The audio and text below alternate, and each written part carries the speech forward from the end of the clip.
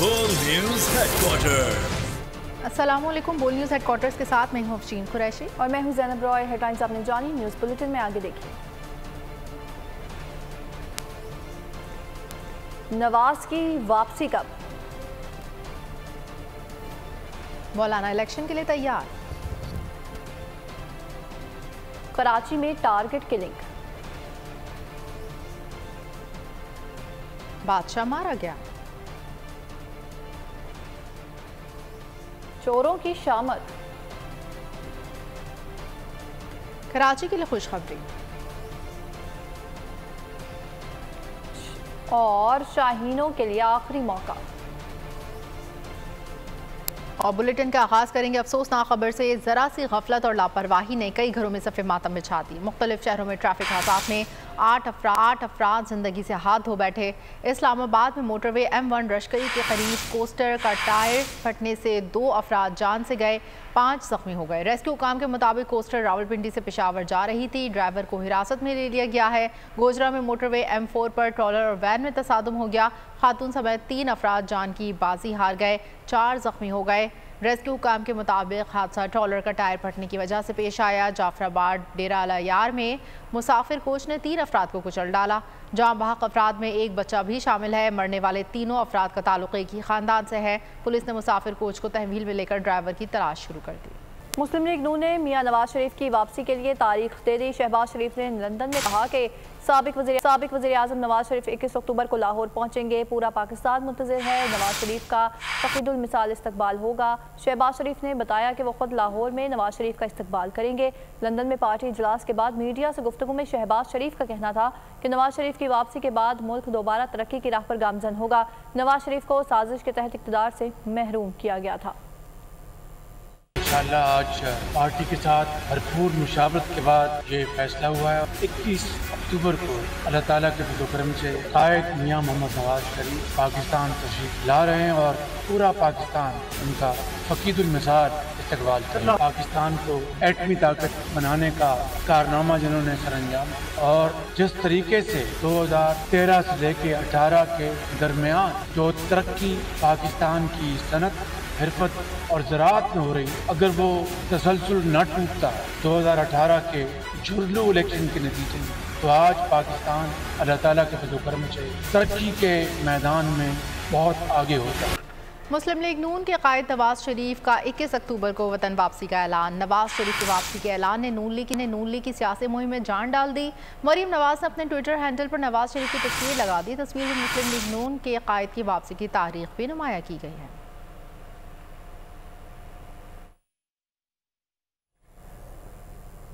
नवाज शरीफ की वतन वापसी के ऐलान के साथ ही मुल्क भर में नून लीग के रहनुमाओं ने इस्तकबाल की तैयारियां शुरू कर दी। दानियाल चौधरी कहते हैं कि लाखों का मजमा नवाज शरीफ का इस्तकबाल करेगा।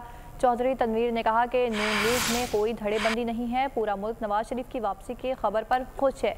सिर्फ नवाज शरीफ ही मुल्क को बहरान से निकाल सकते हैं। आबिद शेर अली ने बिलावल भुट्टो को जवाब देते हुए कहा कि मुल्क में इंतखाबात 1-2 माह लेट हो जाने से कोई क़यामत नहीं आ जाएगी।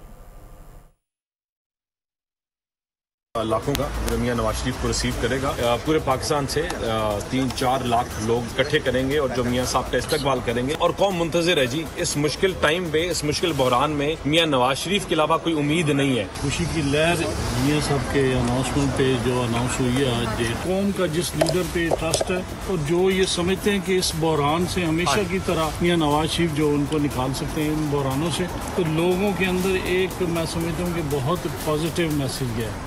इंतखाबात से भाग नहीं रहे, कल इलेक्शन करवा दें, हम तैयार हैं। मौलाना फजलुर रहमान का बिलावल भुट्टो को जवाब। कहा हम तो 3.5 साल कहते रहे इलेक्शन कराओ। PTM इत्तेहादी हुकूमत की दूसरी बड़ी क़ुव्वत पीपल्स पार्टी थी। सब ने नई मरदमशुमारी पर इलेक्शन करवाने का फैसला किया। सदर मुमलिकत का इलेक्शन की तारीख देना गैर आइनी होगा। कुछ दिन और रहना है तो हुदूद में रहना होगा। इलेक्शन से भागते नहीं हैं, हम मुकाबला करना जानते हैं। जमहूरी अंदाज में इलेक्शन के मैदान में आवाम दुश्मन जमातों का मुकाबला करेंगे। पीपल्स पार्टी के चेयरमैन बिलावल भुट्टो का मुल्तान में जियालों से खिताब। कहा मोहतरमा बेनज़ीर भुट्टो को इलेक्शन मुहिम के दौरान शहीद किया गया, तब भी हमने ये नहीं कहा कि इलेक्शन नहीं लड़ेंगे। अपने शहीदों को कंधा देकर इलेक्शन लड़ा। ताख़ीर हो सकती है लेकिन इलेक्शन होना ज़रूरी है। जब भी इलेक्शंस हो, चाहे वो 90 दिन में हो, चाहे वो 100 दिन में हो, चाहे वो 120 दिन के बाद हो, ताखीर तो हो सकता है, लेकिन हमेशा के लिए आप इलेक्शन से नहीं भाग सकते हो। इलेक्शंस ने होना है। मैं जानता हूं कि बाय इलेक्शंस की तरह इस बार भी मुल्तान के आवाम हमें मायूस नहीं करेंगे। हम वो लोग हैं वो मुकाबला करने जानते हैं, भागना नहीं जानते। जो सियासी जमातें हैं मुल्क पे हमला आवर थे, इंशाअल्लाह ताला हम साथ मिलके ना सिर्फ मुल्तान में उनको हरवाएंगे, अगर जगह जगह इनका मुकाबला करेंगे।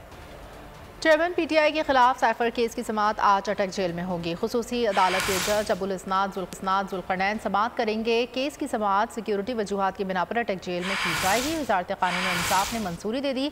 नोटिफिकेशन जारी। इस्लामाबाद हाई कोर्ट ने साइफर केस की समाअत अटक जेल में करने की वजारत कानून के नोटिफिकेशन के खिलाफ दरख्वास्त पर गुज़िश्ता रोज़ ही फैसला महफूज किया था। महकमा एंटी करप्शन ने तहरीक इंसाफ के सदर चौधरी परवेज इलाही के खिलाफ एक और मुकदमा दर्ज करने का फैसला कर लिया। इंक्वायरी मुकम्मल कर ली गई। साबिक वज़ीर आला पंजाब चौधरी परवेज इलाही पर मुकदमा मास्टर प्लान 2050 में बेज़ाब्तगियों और करप्शन पर दर्ज किया जाएगा। एंटी करप्शन हुकाम के मुताबिक कोटला राय अबू बकर की अराजी को गैर कानूनी तौर पर ग्रीन से ब्राउन किया गया। अराजी परवेज इलाही के बेटे की मिल्कियत है। गैर मुल्की कंपनी के LDA को भेजी गई। ईमेल में कसूर की अराजी का जिक्र भी नहीं था, जबकि चेयरमैन LDA ने मोनस इलाही के कहने पर अराजी के जाली नक्शे पर दस्तखत किए। गैर मुल्की कंपनी के साथ स्टेज पर 5 मास्टर प्लान की गैर कानूनी मंजूरी भी दी गई। कराची में टारगेट किलिंग का सिलसिला फिर शुरू हो गया। गुलिस्तान जौहर में जामिया अबू बकर इस्लामिया मोहतमिम मौलाना ज़ियाउर रहमान को फायरिंग करके शहीद कर दिया। ऐनी शाहिदीन के मुताबिक फायरिंग का वाक़या गुलिस्तान जौहर में पेश आया। मौलाना ज़ियाउर रहमान घर से वॉक के लिए निकले थे। CTD ने जाए वारदात से शवाहिद इकट्ठे कर लिए। पुलिस के मुताबिक वारदात में 2 मुख्तलिफ हथियार इस्तेमाल किए गए। करके वॉक करने के लिए जा रहे थे तो पीछे से 2 मोटरसाइकिल पे सवार लड़के आए हैं और आके उन्होंने मौलाना के ऊपर स्ट्रेट फायर किया है।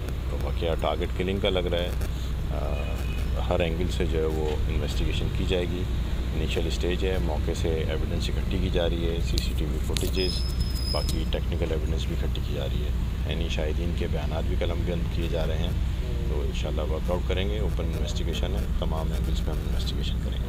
नॉर्थ कराची में डकैती मज़ाहमत पर नौजवान उमर जावेद के कत्ल का मुकदमा मकतूल के भाई की मुद्दत में सर सैयद थाने में दर्ज कर दिया गया है। मुद्दई आमिर अली का कहना है कि सुबह 5:30 बजे वो और उनका भाई मुलाजमत से वापस अपने घर तेसर टाउन जा रहे थे कि नॉर्थ कराची सेक्टर 11A में पेट्रोल पंप के करीब अचानक 2 मुलजिमान आए और साइड देकर रोकने की कोशिश की। मोटरसाइकिल को पाँव मारा। हम दोनों बाइक समेत गिर गए, जबकि मकतूल उमर जावेद डकैतों को पकड़ने के लिए भागा तो उन्होंने फायरिंग कर दी। को आ रहे थे कॉल सेंटर से नाइट ड्यूटी करके। 5 बजे का टाइम था। इनको रोड के ऊपर रोका गया और इनको फायरिंग कर दिया, जिसमें मोबाइल मांगे। शायद इन्हें मोबाइल नहीं दिए होंगे, तो उस बात पे इनको फायरिंग करके 2 गोलियां मारी। एक पैर पे, एक गर्दन से निकली और इधर से गर्दन पे लगी और इधर से निकली है पसली से। बासी में जब हमें सुबह कॉल आई, जब हम सुबह उधर पहुँचे तो मैं डायरेक्ट ऑपरेशन थिएटर पर गया हूँ। मुझे उन्होंने रोकने की कोशिश करी लेकिन मैं नहीं रुका। मैं डायरेक्ट अंदर घुस गया। अंदर की जब मैंने कैफियत देखी तो वो ऐसा लग रहा था जैसे अब बासी हॉस्पिटल नहीं है, वो कोई कबाड़ खाना है। एक तो उनका जो ऑक्सीजन था, ऑक्सीजन का जो पाइप उधर लगा हुआ था मशीन के अंदर, उसकी ये हालत थी कि उसको एक बंदा पकड़ रहा था बाकायदा और तब जाके वो ऑक्सीजन चल रहा था। वो बेचारा बोलता गया, तड़पता गया कि यार मुझे सांस नहीं आ रही, मुझे ऑक्सीजन नहीं आ रहा। और वो डॉक्टर साहब को मैं इस बात को चिल्लाता रहा कि देखें इनको ऑक्सीजन नहीं पहुंच रहा, लेकिन फिर भी उन्होंने ये बोला कि नहीं देखिए आप आवाज़ सुने, आवाज़ से ऑक्सीजन आ रहा है। मैंने बोला आवाज़ तो आ रही है लेकिन उसके अंदर कुछ हो नहीं रहा। आपको मरीज़ चला के बोल रहा है कि मेरी सांस नहीं आ रही, सांस नहीं आ रही। इन्हें जिना रेफ़र कर दिया। जिना रेफ़र करा तो वो एम्बुलेंस में दम तोड़ गया। दहशतगर्द कमांडर मुफ्ती नूर वली का दस्ते राज बादशाह खान अफगानिस्तान में मारा गया। बादशाह खान अफगान सूबे पक्तिका में बारूदी सुरंग के धमाके में हलाक हुआ। दहशतगर्द कमांडर पाक फोर्सेस पर हमलों में मुलविस था। दहशतगर्दी की कार्रवाइयों का मरकज़ी किरदार इंतहाई मतलूब अफराद की फहरिस्त में शामिल था। पाक फ़ौज में शामिल अक़लियती बरादरी ने भी वतन अज़ीज़ के लिए लाजवाल कुर्बानियाँ दी हैं। जब भी मुल्क पर मुश्किल वक्त पड़ा, सबसे यकजान होकर वतन अज़ीज़ का भरपूर दिफा किया है। 1948 की जंग में लांस नायक याकूब मसीह ने कैप्टन मोहम्मद सरवर शहीद निशानी हैदर के हमरा मकबूजा जम्मू और कश्मीर के आड़ी सेक्टर में और पहाड़ी में भी किया है, जबकि परचम के साए में अपनी जान पाकिस्तान पर कुर्बान कर दी। स्मगलर्स और चीनी माफिया के खिलाफ क्रैक डाउन होना चाहिए। अवाम ने मुकला की मुल्कगीर एहतजाज की कॉल के बयानी को मुस्तरद कर दिया। शहरियों का कहना है कि माफिया को सपोर्ट नहीं किया जाना चाहिए, हमें पाक फौज और हुकूमती इक़दामात में उनका साथ देना चाहिए, इंतशार ना फैलाया जाए। मुकला के एहतजाज की कॉल से मुल्क की माशी सूरत हाल मज़ीद ख़राब होगी। ये वकला ने बहुत गलत किया है।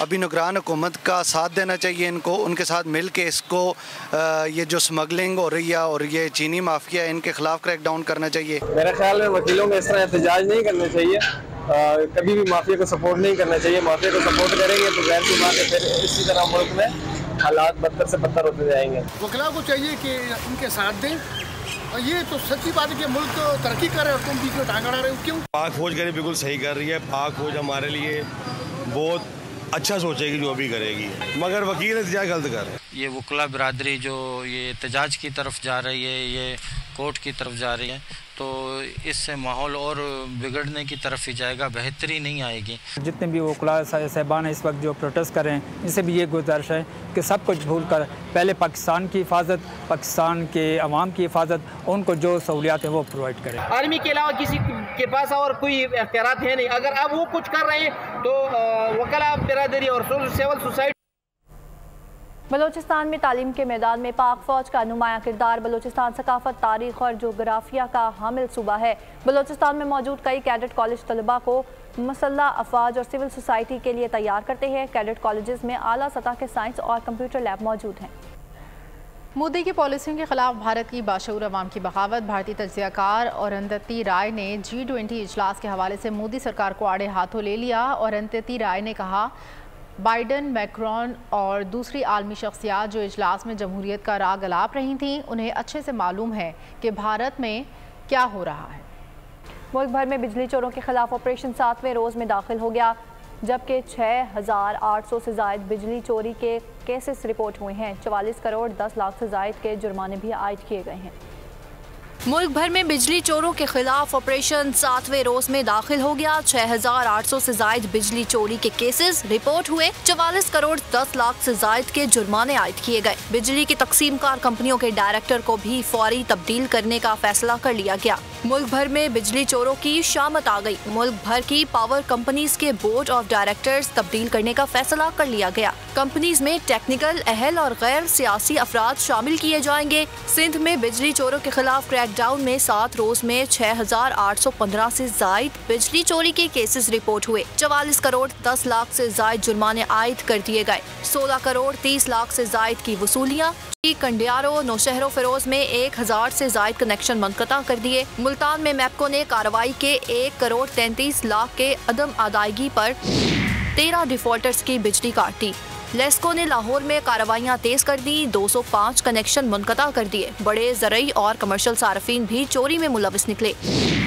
गुजरावाला में 11 जमींदारों के खिलाफ मुकदमा दर्ज कर लिया गया। 56 लाख से जायद जुर्माना आयद किया गया। हाफिजाबाद में 200 से जायद पर्चे काटे गए। बलोचिस्तान में बिजली चोरी के इल्जाम में गवादर, पसनी, पशेन, किला अब्दुल्ला में 700 से जायद कनेक्शन काट दिए गए। खैबर पख्तूनख्वा के कबायली इजला में 7 रोज से जारी कार्रवाइयों में कई इलाकों के ट्रांसफार्मर्स उतार लिए गए। शुमाली और जनूबी वजीरिस्तान में 1.5 करोड़ से जायद के जुर्माने और 30 से जायद अफराद को गिरफ्तार कर लिया गया। कराची में बिजली बहरान के हल की जानिब अहम कदम। एशिया पाक इन्वेस्टमेंट ने जामशोरो कोल पावर प्लांट में सरमायाकारी का ऐलान कर दिया।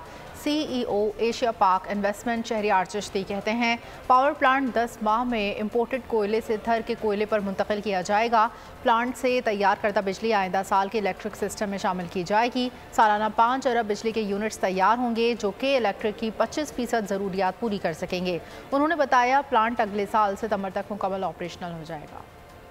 कराची वालों के लिए खुशखबरी, एशिया पाक का जामशोरो कोल पावर प्लांट में सरमायाकारी का ऐलान। पावर प्लांट को इम्पोर्टेड कोयले से थर के कोयले पर मुंतकिल किया जाएगा। CEO एशिया पाक इन्वेस्टमेंट शहरियार चिश्ती कहते हैं, प्लांट का 96% काम हो चुका। शहरियार चिश्ती के मुताबिक सरमायाकारी प्लान जमा करा दिया है। हुकूमत से इजाज़त मिलते ही सरमायाकारी शुरू कर देंगे। प्लांट की थर कोयले पर मुंतकली का अमल 10 माह में मुकम्मल कर लिया जाएगा। डेली डिमांड होगी अराउंड 8,000 टन्स पर डे। थल कोल माइन में तो बहुत कैपेसिटी है इसको सप्लाई करने के लिए। उम्मीद ये है कि जब तक ये प्लांट तैयार होएगा रेल लिंक भी तैयार हो जाएगी।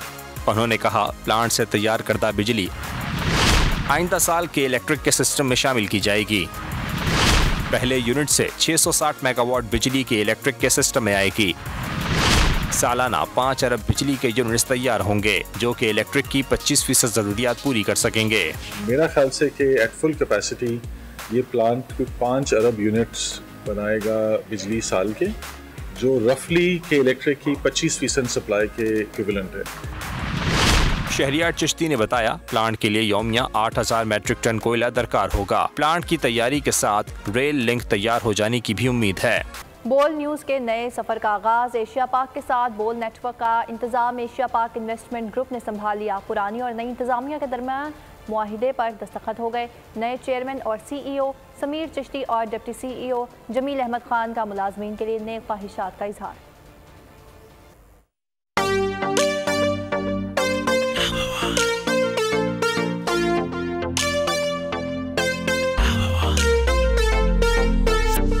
चुका शुरू ये सफर है, हमको जुनू है, फख्र है, चलो बढ़े आगे।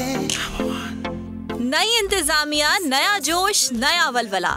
एशिया पाक इन्वेस्टमेंट ग्रुप के साथ बोल के नए सफर का हो गया आगाज। ये कारवां चलता रहे और आगे ही आगे बढ़े। मौजूदा और पुरानी इंतजामिया के दरमियान मुआहदे पर दस्तखत हो गए। बोल नेटवर्क का इंतजाम एशिया पाक इन्वेस्टमेंट ग्रुप ने संभाल लिया।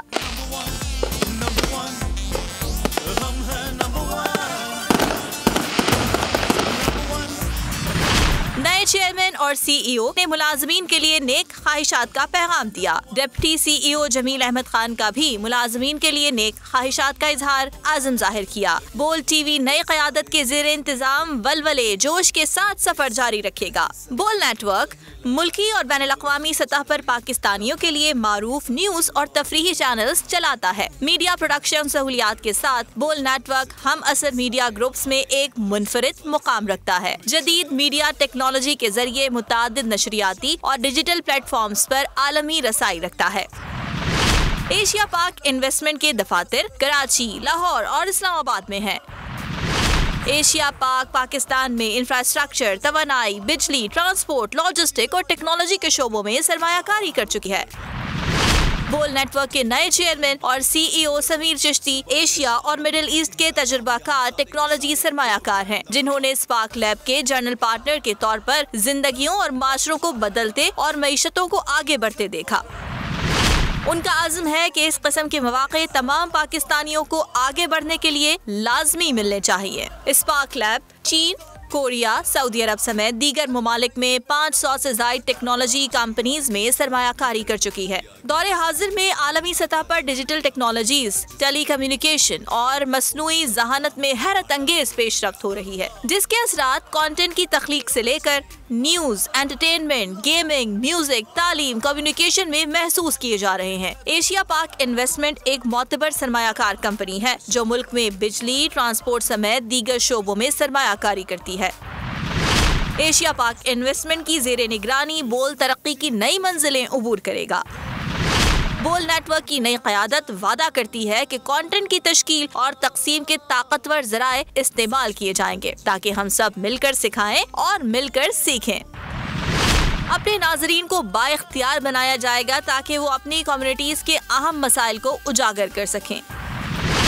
बोल नेटवर्क पाकिस्तानियों को अपना कंटेंट बोल स्टूडियोज में रिकॉर्ड करने की सहूलत फराहम करेगा ताकि उसे बोल के सैटेलाइट चैनल्स और सोशल मीडिया प्लेटफॉर्म्स पर पेश किया जा सके।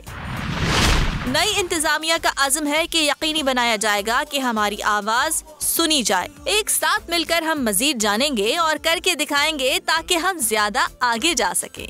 बोल नाजरीन, मुश्तहरीन, मौजूदा और मुस्तकबिल के मुलाजमीन को साथ चलने की दावत देता है। ये खबर है, चलो सुने आगे। खेलों की खबरों में आपको बताएंगे एशिया कप सुपर 4 मरहले के अहम मैच में पाकिस्तान श्रीलंका कल मैदान में उतरेंगे। मैच पाकिस्तानी वक्त के मुताबिक दोपहर 2:30 बजे शुरू होगा। मैच के बारिश से मुतासर होने का भी इम्कान है। मुकाबले में टॉस बेहद अहमियत का हामिल होगा। सेमीफाइनल की हैसियत इख्तियार कर जाने वाले मैच का फातेह इतवार को भारत से टाइटल के लिए टकराएगा। श्रीलंका की भारत के हाथों शिकस्त, पाकिस्तान टाइटल की दौड़ में एक बार फिर से शामिल हो गया। सुपर 4 मरहले में श्रीलंका और पाकिस्तान के 2-2 मैचेस से 2-2 पॉइंट्स। बेहतर रन रेट की वजह से आइलैंडर्स ग्रीन शर्ट से बेहतर पोजीशन में। मैच बारिश की वजह से ना हो सका तो इस सूरत में मेजबान टीम फाइनल के लिए क्वालिफाई कर जाएगी। मुकाबला होने पर टाकरे का फातेह इवेंट की आखिरी 2 टीमों में जगह पाएगा। पाकिस्तान टीम को फिटनेस मसाइल का सामना। नसीम शाह कांधे और हारिस रऊफ पसलियों की तकलीफ में मुब्तला है। चेहरे पर बॉल लगने की वजह से सलमान आगा की मैच में शिरकत मशकूक है। सलमान आगा की जगह सऊद शकील, नसीम शाह की जगह जमान खान और हारिस रऊफ के मुतबादिल के तौर पर वसीम जूनियर को मौका दिए जाने का इम्कान है। और आखिर में एंटरटेनमेंट की दुनिया से खबर शामिल करेंगे कि 3 नौजवानों को चौंका देने वाला कत्ल। बदनाम ज़माना कातिल की हैलोवीन की रात मजीद कत्ल करने की मनसूबाबंदी। Hollywood horror film totally killer का ट्रेलर जारी। फिल्म 6 सितंबर को रिलीज की जाएगी। अगर आपको ये वीडियो पसंद आई है तो हमारे चैनल को सब्सक्राइब कीजिए और बेल आइकन पर क्लिक कीजिए। सब्सक्राइब करें और बेल दबाएं ताकि कोई खबर रह न जाए।